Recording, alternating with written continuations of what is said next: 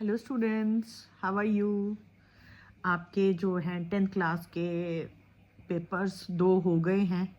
अब तीसरा एग्ज़ाम आपका इंग्लिश है।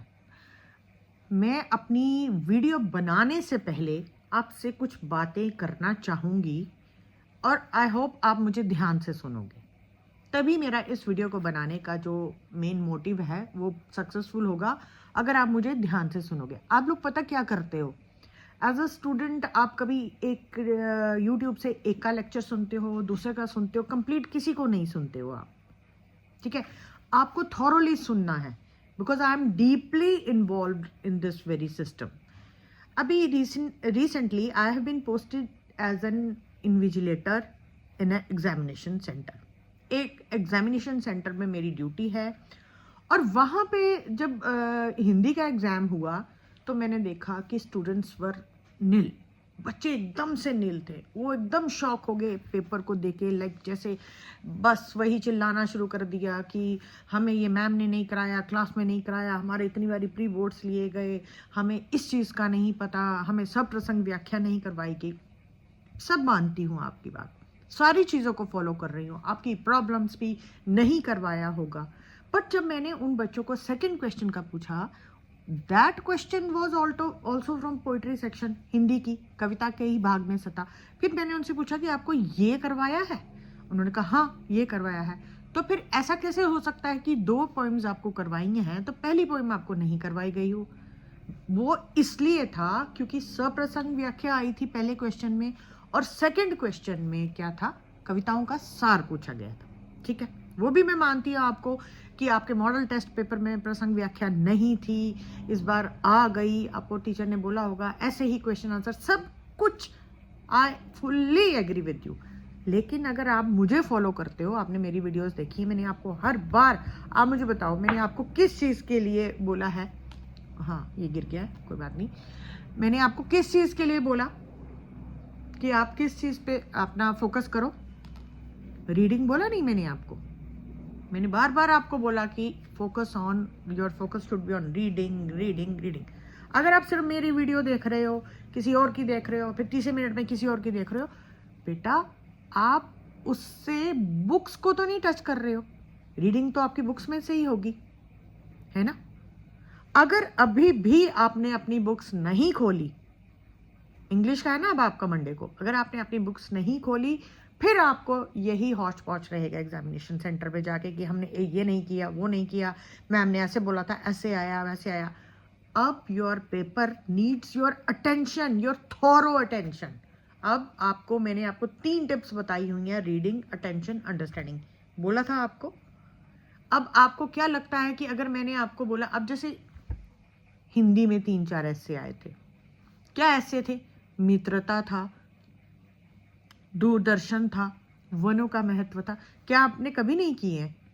मित्रता तो मैं कहती हूँ आप इतने से थे ना, तो माय बेस्ट फ्रेंड से आपने स्टार्ट किया पढ़ना, वो तो आपके साथ साथ चला। जैसे मैंने आपको कहा कि लैंग्वेज जो है क्लासेस के साथ साथ लैंग्वेज को भी आपको इम्प्रूव करना पड़ता है, तो उसी तरह टॉपिक्स को भी आपको थोड़ा सा डिज़ाइन करना पड़ता है। अब मित्र से वो मित्रता बन गई, पहले आप अपने मित्रों के बारे में बता सकते हो, फिर मित्रता के फ़ायदे बता सकते हो, फिर आपका एक पर्टिकुलर फ्रेंड है जो उसके बारे में बता सकते हो। बट मैं वहाँ, मुझे पता क्या है, मैं इंपॉर्टेंट वीडियोस की तो बाद की बात करती हूँ। जब मैंने वहाँ हॉल में हाल देखा ना, एग्जामिनेशन हॉल में बच्चों का, आई वॉज शॉक्ड। मैं एकदम से शॉक हो गई कि बच्चे कहते हैं कि हमें सप्रसंग व्याख्या नहीं कराई है, लेकिन सप्रसंग व्याख्या नहीं कराई। इट मीन्स आपको मीनिंग बनाना नहीं आता, आपने बुक कभी खोली ही नहीं। और आपके साथ इंग्लिश में भी ऐसा ही होगा अगर आपने अभी भी अपनी बुक्स नहीं खोली, because your this pattern needs reading and thorough attention. ये जो आपका पेपर, अब जो पैटर्न है ना, जो हमारा आजकल कहते हैं न्यू पैटर्न से आ रहा, न्यू पैटर्न से आ रहा, उसमें आपकी अटेंशन चाहिए और सिर्फ एक नज़र आपने लेसन्स को घुमानी है ताकि आपको पता हो। अब इंग्लिश में भी आपका पहला क्वेश्चन पोइट्री सेक्शन में से आने वाला है, इंग्लिश में से। ये मैं बहुत मजबूर होकर आपके लिए ये वीडियो बना रही हूँ। देखिए इंग्लिश में भी पहला सेक्शन आपका पोइट्री में से आने वाला है। अगर आपने पोइट्री पढ़ी ही नहीं, आप बुक्स को देखोगे नहीं, तो how will you manage to pass that very या attempt that very question from your exam, in your exam? कैसे करोगे आप? उसके लिए किताबें खोलनी पड़ेंगी, आपको बुक्स को पढ़ना तो पड़ेगा ही ना। पोइट्री सेक्शन को देखोगे तो पता चलेगा ना कि ये वाला जो एक्सट्रैक्ट है ये इस वाली पोएम में से है। जब तक आपको पोएम्स के नाम नहीं पता होंगे, बिल्कुल कुछ उसके पोइट का नाम नहीं पता होगा, राइटर का नहीं पता होगा, पैसेज कौन सी कहानी का है, आप कैसे अटेम्प्ट करोगे? कॉम्प्रिहेंशन स्किल क्या होती है आपकी? वहाँ पे मैं देख रही थी हिंदी के एग्जाम में इतना इजी पेपर, तब भी बच्चे कंफ्यूज। अब मेरी बात सुनो बेटा, आपका जो हो गया वो हो गया। Now open your books also along with these YouTube channels. इनके साथ साथ अपनी किताबें भी खोलो, किताबों में रीडिंग कीजिए। लाइक अब फिर से आपको बता रही हूँ, आपका पहला क्वेश्चन कहाँ से आएगा? पोइट्री सेक्शन में से, ठीक है।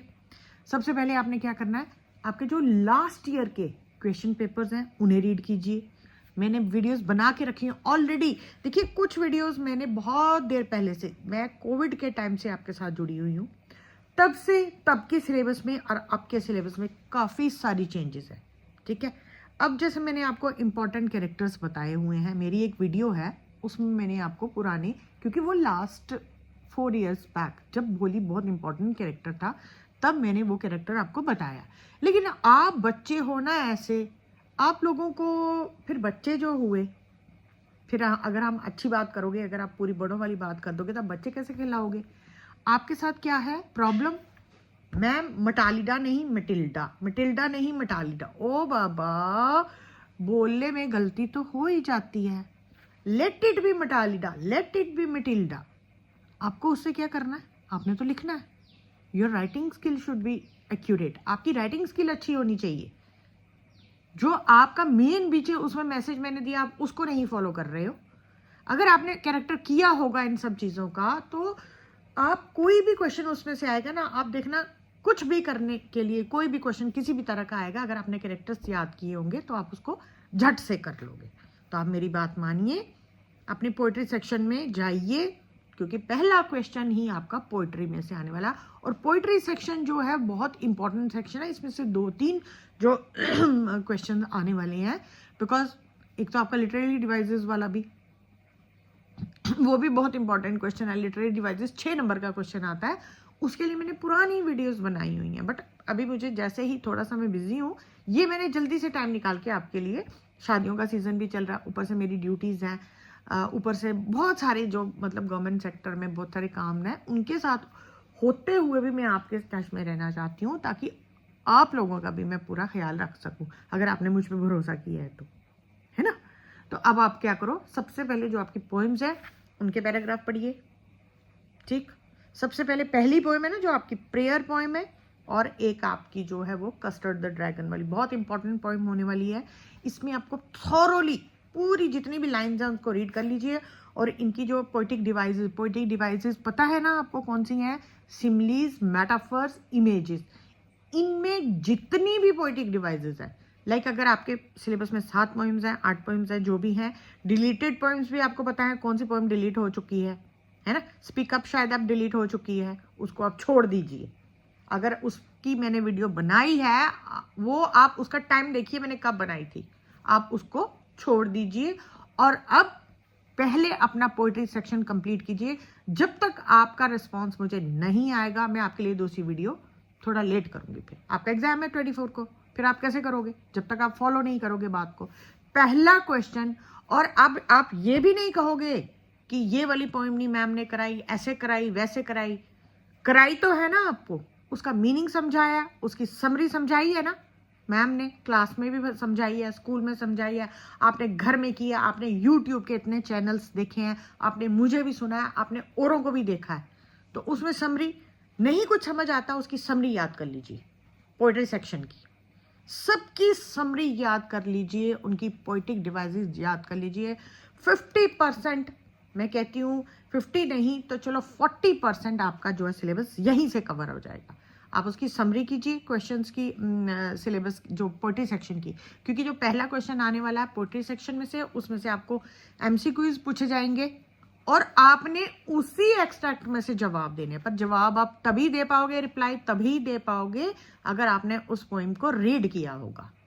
मुझे ऐसे नहीं पता चलना था, बट मैंने जब आप कि मतलब कुछ लोगों की, कुछ बच्चों को मैंने जब हॉल में देखा, आई वॉज रियली शॉक्ड कि कहाँ मैंने इतना बोला कि बेटा stress should be on reading reading reading, open your books.